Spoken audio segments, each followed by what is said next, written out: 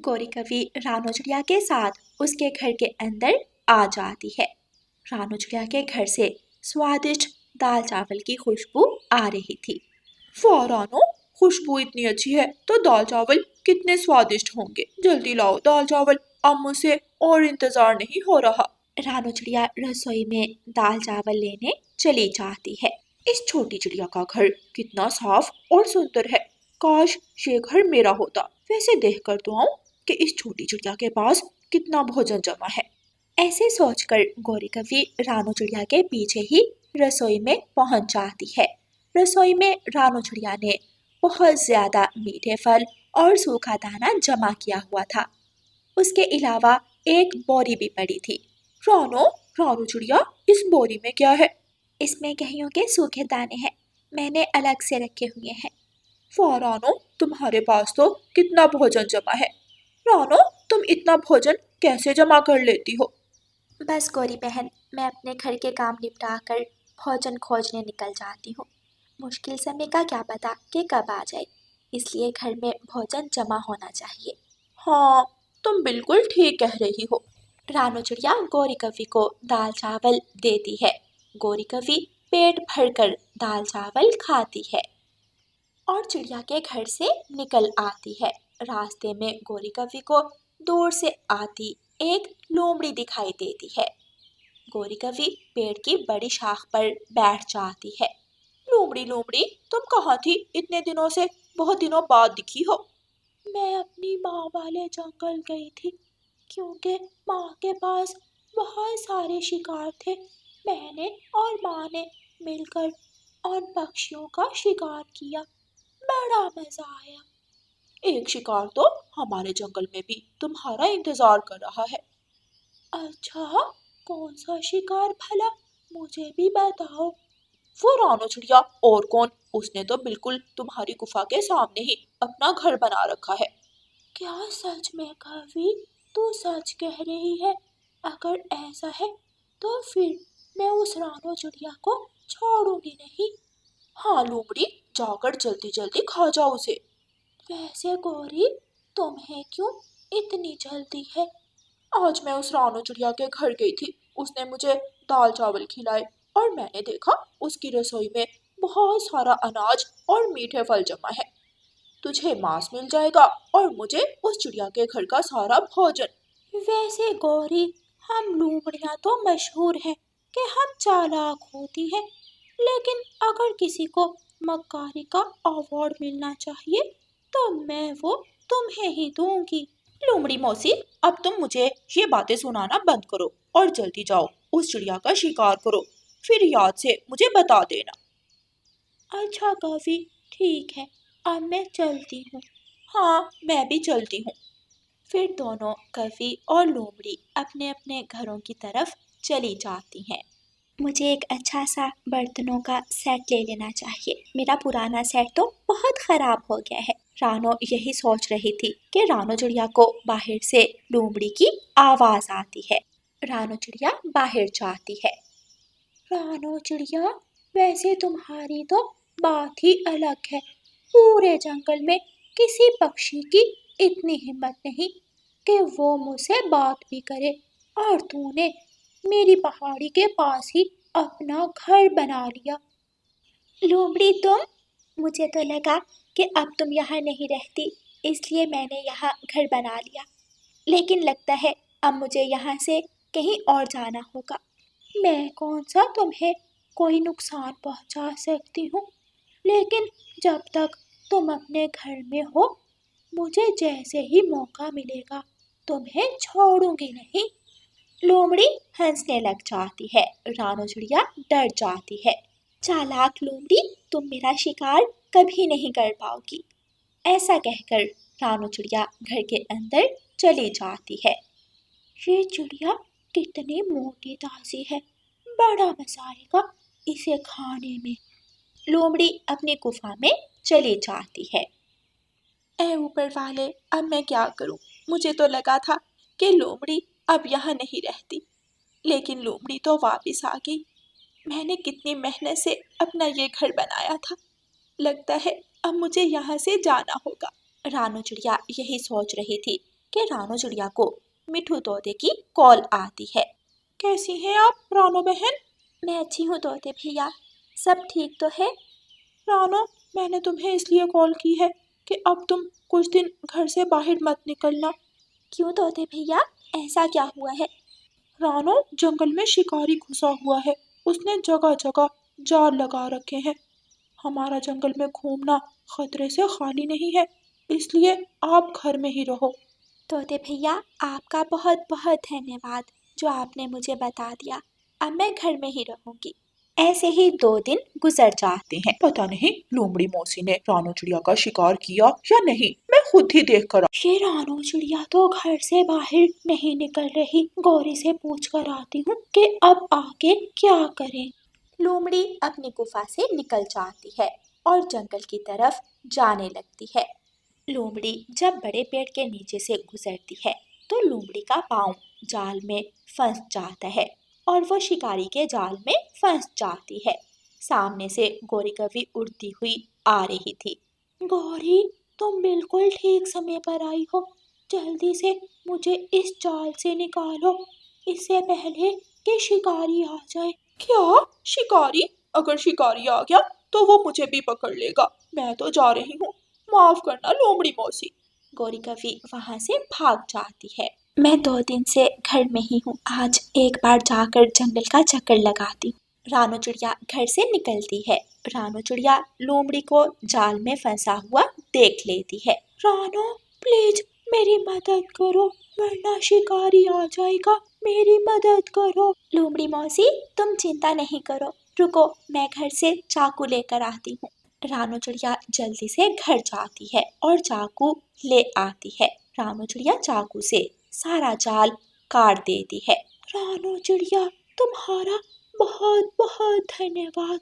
तुम बहुत अच्छी हो। तुम जब तक चाहो तब तक मेरी गुफा के पास रह सकती हो। आज से तुम मेरी दोस्त हो। ऐसे लोमड़ी और रानू चिड़िया में दोस्ती हो जाती है और दोनों सहेलियां गुफा की तरफ चली जाती हैं। प्यारे दोस्तों, इस कहानी को लाइक, अपने दोस्तों के साथ शेयर और चैनल को सब्सक्राइब करना बिल्कुल मत भूलना। आपका धन्यवाद।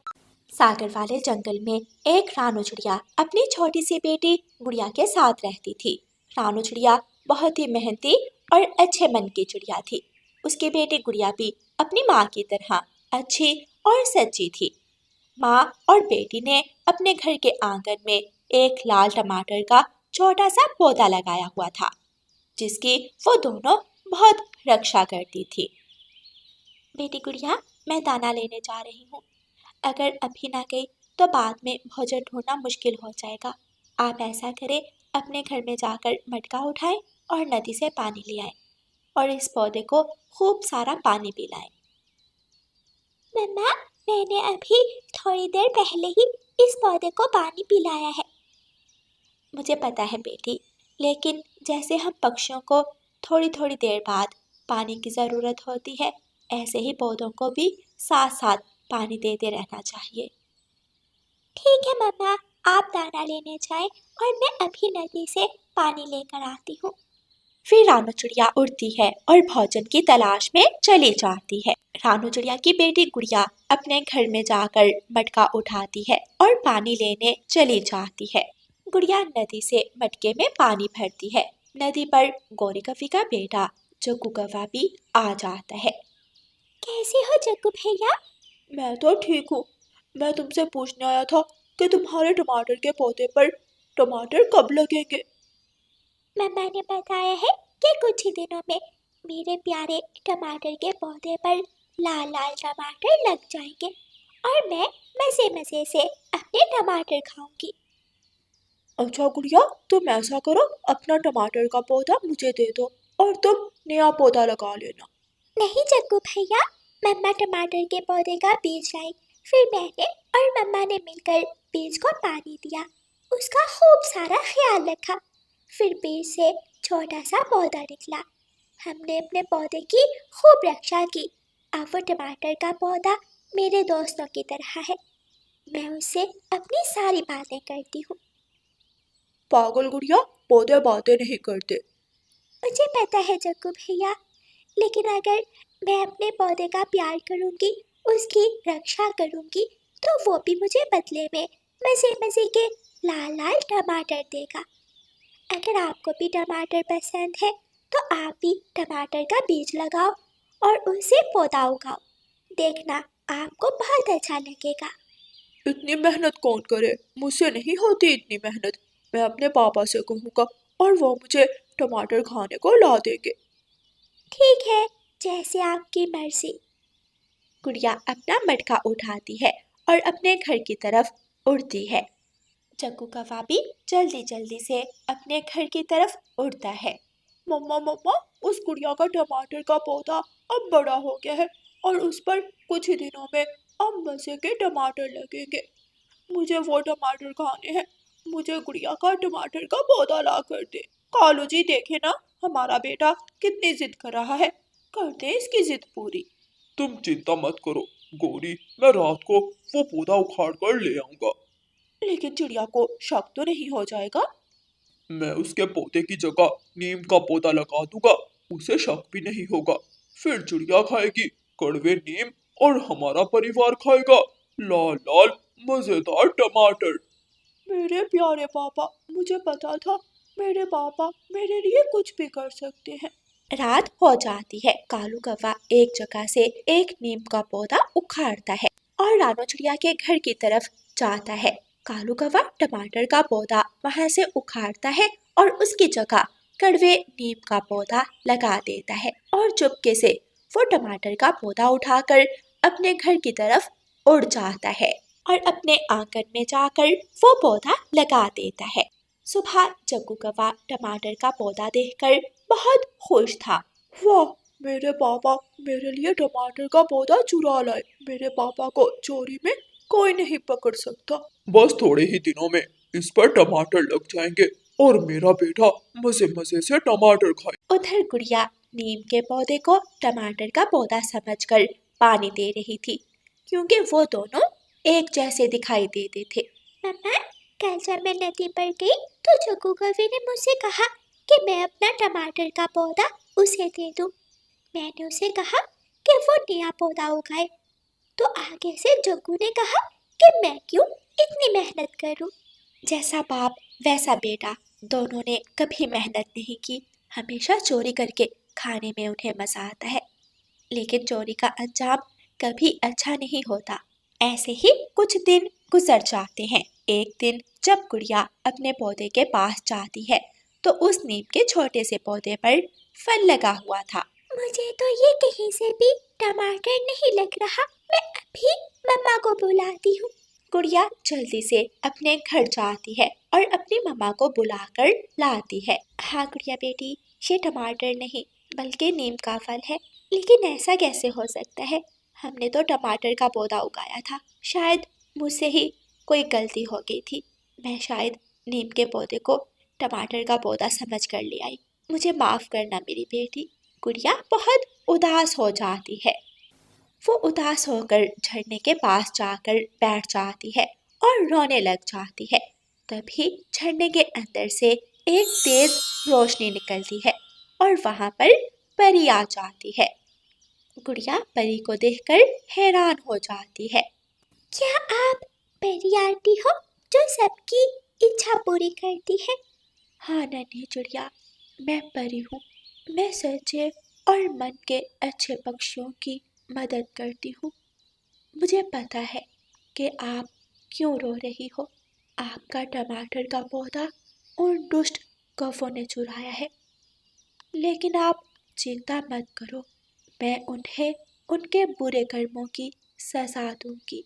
फिर परी उड़ती है और गुड़िया भी परी के पीछे पीछे उड़ती है। परी गुड़िया के घर में मौजूद नीम के पौधे को मजेदार बड़े बड़े लाल टमाटर के पौधे में बदल देती है और कौवों के आंगन में लगे टमाटर के पौधे को कड़वी नीम के पौधे में बदल देती है।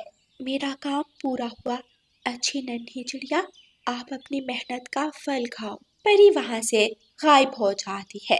कालू जी, इस पौधे पर तो हरे हरे रंग के छोटे छोटे टमाटर लगे हैं। ये टमाटर कुछ ही दिनों में लाल रंग के हो जाएंगे। चलो सब इन हरे टमाटरों को खाकर देखते हैं कालू कौवा, गोरी और जग्गू जैसे ही नीम के फल को हरे टमाटर समझकर खाते हैं, उनका मुंह बहुत ही ज्यादा कड़वा हो जाता है और जल्दी से नदी से पानी पीने भागते हैं। लेकिन पानी पीने के बावजूद भी उनके मुंह की कड़वाहट दूर नहीं होती और वो बहुत रोते हैं।